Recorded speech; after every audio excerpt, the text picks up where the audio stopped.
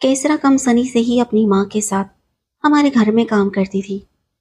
वो एक गरीब मेहनतकश माँ की बेटी थी। 14 बरस की नादान बच्ची जो जमाने की ऊंच नीच से नावाकिफ थी। दुनिया को अपने सादे और मासूम जज्बों के आईने में देखती थी। तब ये दुनिया इसे बड़ी भली लगती थी। पहले ये खाते पीते लोग थे। केसरा के बाप की जाती दुकान थी। वो फ्रूट फरोश था। तभी खाला जकिया ने अच्छा वक्त देखा था। एक रोज फ्रूट के एक आड़ती से अल्लाह दत्ता का झगड़ा हो गया। ये झगड़ा लेन देन पर हुआ था। कुछ दिन बाद इनकी दुश्मनी इस हद तक बढ़ी कि आड़ती के आदमियों ने बाजार में आकर दुकान पर बैठे अल्लाह दत्ता को सर में गोली मार दी और वो वहीं ढेर हो गया। अल्लाह दत्ता के कत्ल के बाद जकिया खाला के घर बदहाली का अंधेरा छा गया।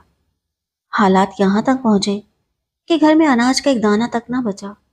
लेकिन बच्ची केसरा ने अब भी जिंदगी की तलखी को महसूस ना किया। हालांकि गुर्बत के साए जाड़े के बादलों की तरह इनके सरों पर मंडला रहे थे। अभी केसरा एक बच्ची थी। इसकी आरजुओं की दुनिया में हलचल न मची थी। इसे खुद को संभाल कर चलने का शौर नहीं आया था। रूखी सूखी जो मिल जाती खा लेती। ओढ़नी संभालने का भी होश नहीं था। माँ घर घर काम करती और केसरा आंगन में इधर उधर फिरती। कभी खिड़की से झांकती, कभी छत पर चढ़ जाती।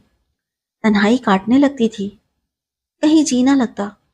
तब दिल घर से बाहर जाने को मचलता। माँ इसे साथ ले जाने से कतराती और केसरा चाहती कि किसी तरह माँ के साथ लगी रहे। इसे दूसरों के घरों में झांकने से बड़ी दिलचस्पी थी, जहाँ मजे मजे की बातें सुनने को मिलती और कभी तो ऐसी भूल भुलैयों जैसी बातें कि इसके कान सुनसुनाने लगते और वो चेहरा ओढ़नी से ढांप लेती। तभी माँ इसे घूर कर कहती, एक तो मेरे पीछे लगी चली आती है, ऊपर से बड़ों में घुसकर बातें सुनती है। क्या ये बातें लड़कियों के सुनने की हैं? खाला जकिया की 3 बेटियां थीं, जिनकी खातिर वो हमारे घर के अलावा 2 और घरों में भी काम करती थी। इसे बेटियां ब्याहने की फिक्र थी, जो जवान हो चली थी, लेकिन अभी तक इनके रिश्ते कहीं तय न हुए थे। एक दिन माँ ने केसरा को समझाया, जब तेरी बहनों को रिश्ता देखने के लिए औरतें आए तो इनके सामने मत आना। आजकल की औरतें बड़ी लड़कियों को छोड़कर छोटी पर नजरें निकाल लेती हैं, लिहाजा तुम इनसे छुप जाना। एक रोज खाला जकिया कुछ औरतों के साथ आई। माँ काम पर गई हुई थी। केसरा ही ने दरवाजा खोला। इस वक्त वो नहा कर निकली थी और बाल संवार कर इनमें क्लिप लगा रही थी। खाला ने जब इसका उजला चमकता हुआ चेहरा देखा तो बोली, अरे केसरा, तू तो बड़ी हो गई है। क्या रंग रूप निकाला है। अच्छा जा, माँ को बुला ला, कहना खास मेहमान आए हैं, जरूरी काम है। केसरा नादान जरूर थी, मगर ऐसी बातें फौरन समझ जाती थी। समझ गई कि ये औरतें इसकी बहनों का रिश्ता देखने आई हैं। ये ख्याल आते ही वो खिल उठी। बोली, खाला आप बैठे, मैं अभी माँ को लेकर आती हूँ। ये कहकर वो दौड़ती हुई फहीम साहब के घर गई। बैल दी।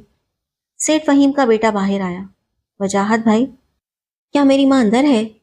हाँ है तो, उसे सपाट लहजे में जवाब दिया। आ जाओ। वो सामने से हट गया। केसरा सीधी गुसल खाने की तरफ गई, जहाँ इसकी माँ अक्सर कपड़े धोती थी, मगर वो वहां नहीं थी। पलटी तो सामने वजाहत को खड़ा पाया। बोली, माँ तो यहाँ नहीं है, शायद अंदर होगी। वजाहत ने कमरे की तरफ इशारा किया। केसरा समझी कि माँ झाड़ पोंछ पे लगी है, मगर वहां भी ना थी। तब इसे पूरे घर के कमरे देख लिए, मगर माँ ना थी, ना कोई जीरू। सारा घर सुनसान पड़ा था। वो हैरान और परेशान वजाहत की तरफ बढ़ी, जो बरामदे में कुर्सी पर बैठा अखबार देख रहा था। वो बाहर जाने लगी तो वजाहत इसके रास्ते में आ गया। कहाँ जा रही हो? एक काम तो करती जाओ। क्या काम है? मुझे बाहर जाने दो, कैसरा ने घबरा कर कहा। तुम तो खामखा ही डर रही हो, मैं तुम्हें खा तो नहीं जाऊंगा। वो केसरा को पुरमाना नजरों से घूरने लगा। हट जाओ साहब जी, घर में मेहमान आए हैं, देर हो रही है। अम्मा को अगले घर से बुलाना है। एक शर्त पर जाने दूंगा। मेरे सर में दर्द है, जरा सा दबा दो। केसरा समझ गई कि ये शर्त इतनी सादा नहीं, फिर भी छुटकारे की खातिर बोली, अच्छा कुर्सी पर बैठ जाओ, मैं दबा देती हूँ, मगर मुझे जल्दी जाना है, खाला मेरा इंतजार कर रही होंगी। केसरा उसका सर दबा रही थी और वो मजे से आंखें बंद किए बैठा था। بس اب میں جاؤں؟ دیر ہو رہی ہے۔ نہیں۔ اچھا گیٹ کھول دیتی ہوں۔ کیوں؟ کیا مجھ سے ڈر لگ رہا ہے؟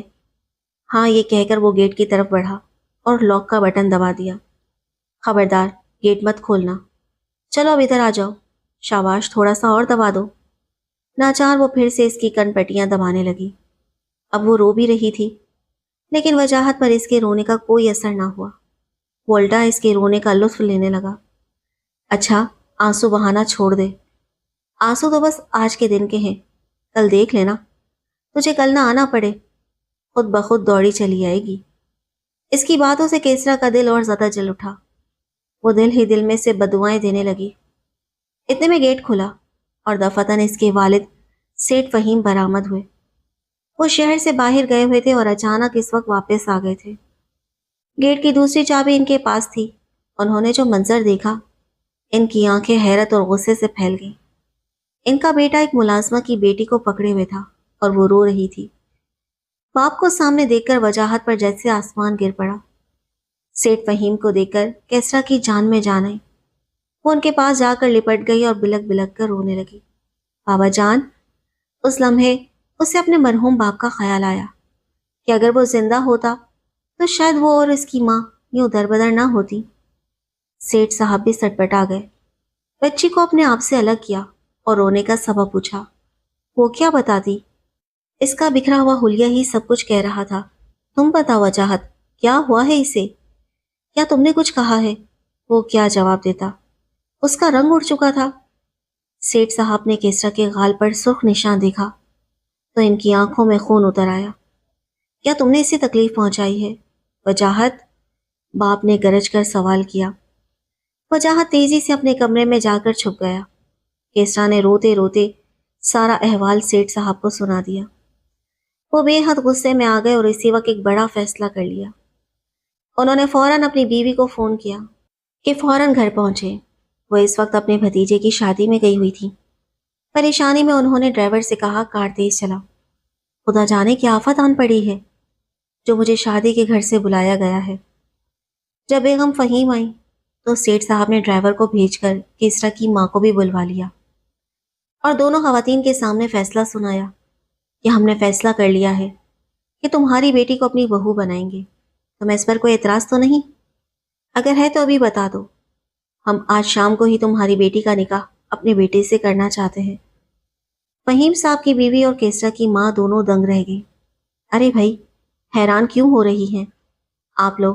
جب میں نے گھر میں قدم رکھا، جو منظر دیکھا، اسے دیکھ کر سمجھ گیا کہ ہمارا بیٹا کیسرا کو بہت پسند کرتا ہے۔ اب ہم وجاہت کی پسند کا احترام کرتے ہوئے اس کا نکاح کیسرا سے کرنا چاہتے ہیں۔ اگر کسی کو اس پر اعتراض نہیں تو ہمیں ہماری بیٹے کی دلی خواہش پوری کرنے دیجیے۔ سب سے زیادہ اعتراض تو خود وجاہت کو تھا، جو ایف ایس سی کے بعد انجینئرنگ میں داخلہ لینے کی تیاری کر رہا تھا۔ ارے میاں، پڑھائی بعد میں ہوتی رہے گی، اور ہم کب رخصتی کر رہے ہیں؟ رخصتی تو 2 سال بعد ہوگی، نکاح بھی ہوگا۔ حتیٰ کہ ان کی بیوی اور بیٹے کو بھی نہیں، وہ پیسے والے تھے، ان کا روب و دبدبہ بھی کچھ کم نہ تھا۔ کیسرا کی ماں خاموش رہی، صرف اتنا کہا کہ سیٹھ جی، فیصلہ تو آپ نے کیا ہے، اس کا نبھا بھی آپ ہی کو کرنا ہوگا۔ یہ میری بیٹی کی زندگی کا سوال ہے، تم فکر نہ کرو زکیہ بہن، آج سے میں اس بچی کا سرپرست ہوں۔ کیسرا کا بال بھی بیگانہ ہوگا، بس تم ہاں کہہ دو، اور کیسرا سے بھی ہاں سننا چاہتا ہوں۔ اس کی مجال تھی کہ ہاں نہ کہے۔